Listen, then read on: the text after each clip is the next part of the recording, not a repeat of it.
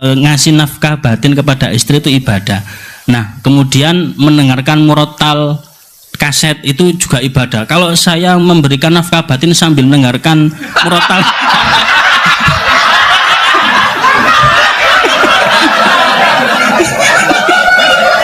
nah, itu gimana hukumnya, nonton? Kan sama-sama ibadah, nonton. Assalamualaikum warahmatullahi wabarakatuh. Ini namanya siapa tadi? Afif. Pak Afif. Afifullah atau Afifuddin? Afifullah. Nggih. Mohon izin Kiai mau bertanya. Awalnya banyak pertanyaan tapi takut dianggap korupsi jadi satu mawon, insyaallah. Jelas korupsi itu, Bang. Nggih. Karena Universitas Islam Malang itu ada Islamnya, maka biasanya ngomongnya sama rektor. ada banyak sekali kajian-kajian fikih di dalamnya.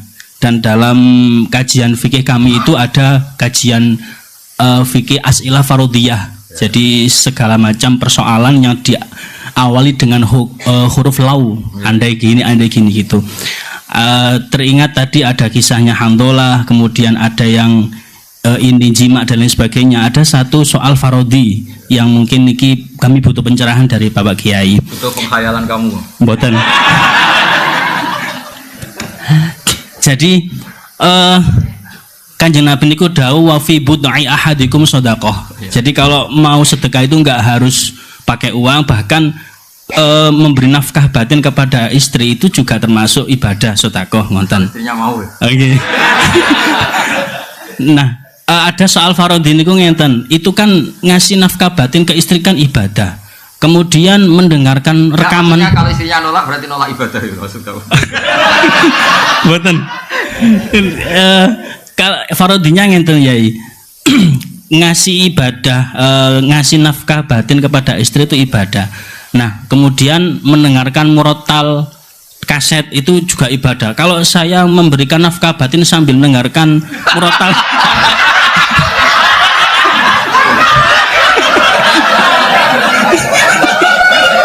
nah, itu gimana hukumnya, nonton?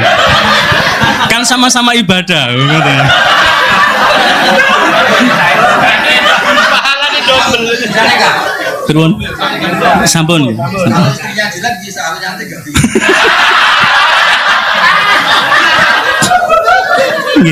Kemudian sub pertanyaannya lagi, apakah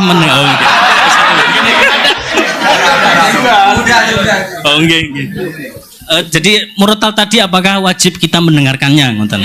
Karena rekaman, nggih. Oh nggih. Baik, yang terakhir, perkenalkan nama saya Afifuddin dari Fakultas Ilmu Administrasi. Namanya siapa? Afifuddin. Beda dengan ini, Afifullah. Ya, Afifullah. Kalau ini muannas yang saya mudzakkar. Baik, saya tidak keluar dari konteks dan saya tidak korupsi. Saya hanya satu ucapan saya di dalam hadis Sahih Muslim, al mukminu al qawiyyu khairun wa habu ilallah minal mu'mini wa adh-dhaifi. Yang jadi pertanyaan saya adalah bagaimana apabila ada orang kuat punya kemampuan tetapi lebih memilih uzlah, seperti yang dilaksanakan oleh Imam Ghazali ketika menjadi rektor di kampus An-Nizamiyah. Kemudian beliau menemukan segala sesuatu yang mengatakan bahwa saya harus lebih uzlah daripada jadi rektor. Saya keluar saja, saya uzlah saja di masjid sampai akhirnya bisa menghasilkan karya yang monumental yaitu Ihya Ulumuddin. Jadi mohon arahan dari Gus Pak. Lebih arahan ke rektor disuruh ngomong yang jelas. Maksudnya ini uzlah, kamu yang rektor. Mohon arahnya Gus, antara uzlah dengan menjaga kekuatan itu lebih bagus mana? Terima kasih. Terus tadi yang dari jenengan tanya apa tadi? Murotal lah. Kalau ngawur dikira-kira. Maksud saya gini, ngawur, tanyakan pakar psikologi. Memangnya mungkin orang sengawur kamu nikmati istri kemudian Iya, makanya saya tadi bilang kalau istri kamu cantik itu mungkin pertanyaan itu tidak muncul.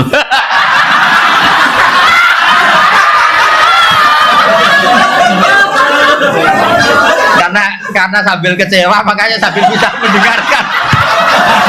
Ya kan, karena sambil kecewa makanya sambil bisa mendengarkan. Tapi kalau all out nggak bisa ya.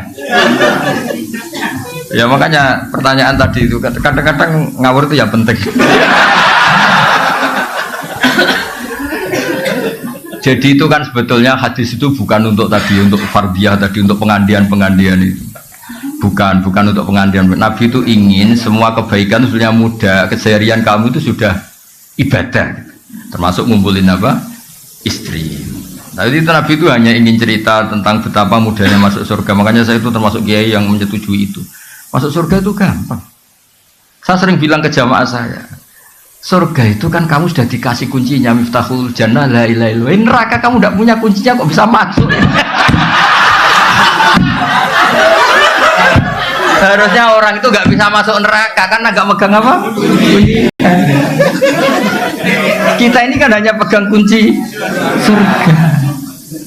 Tapi ada orang kiai yang bantah, Gus, mungkin neraka tanpa pintu. Jadi blank-blank saja. Terus saya bilang, tapi saya tidak tahu alamat neraka, saya tidak tahu. Yang saya tahu alamat surga. Makanya saya sampai sana. Kalau kamu mungkin tahunya alamat neraka, makanya kamu sampai sana. Ya kan jelas kan miftahul jannah. Orang sudah pegang kunci kan menang ayam Ustaz. Apalagi kita ya kan orang pesantren sering tahlilan, kuncinya banyak. Mau lipat pintu mana kan kita sering. Ya kan kita kan sering tahlilan itu kuncinya kan. Jadi Nabi itu di hadis wa fi buti ahadikum sadaqah itu Nabi ingin memberi contoh segampang itulah apa masuk surga. Terus yang tadi yang Abi Budin tanya apa? Bagaimana uzlah dengan ngomongnya sama rektor.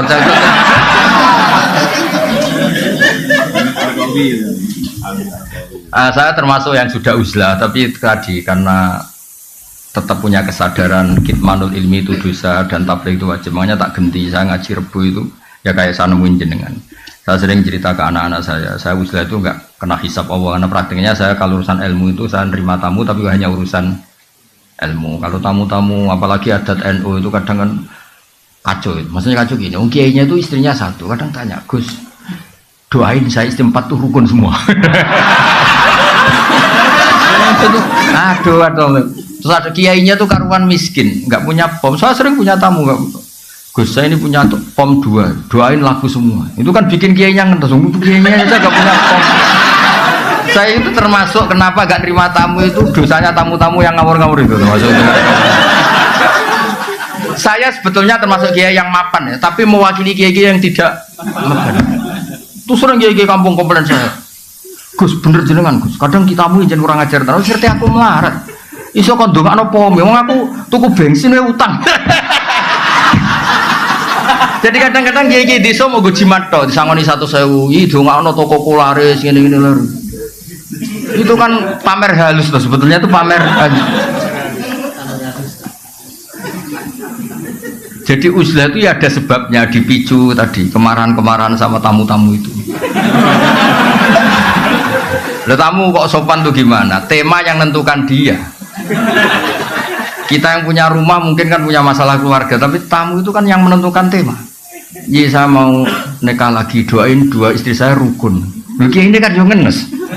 Kadang istri satu saja mendekati cerai kok ada orang. Dengan Allah. Oh iya kan ngawur betul itu tamunya itu. Jadi sampean kan gak ada rasanya jadi kiai itu kalau tamu itu macam-macam. Saya kan termasuk kiai yang gak pati tertarik kaji berkali-kali. Saya pernah haji. Itu kadang ada tamu travel tuh. Saya doain setiap tahun bisa haji. Padahal saya tidak termasuk yang berpendapat itu penting. Tapi dia memaksakan untuk didoain tiap tahun bisa haji. Nah ngawurnya lagi kadang dia salam template di depan, kalau nggak bilang iya kan sungkan. Makanya saya kan termasuk kiai mapan, saya bilang ini kalau kamu udah ikhlas temanya apa dulu, uang pegang dulu kan.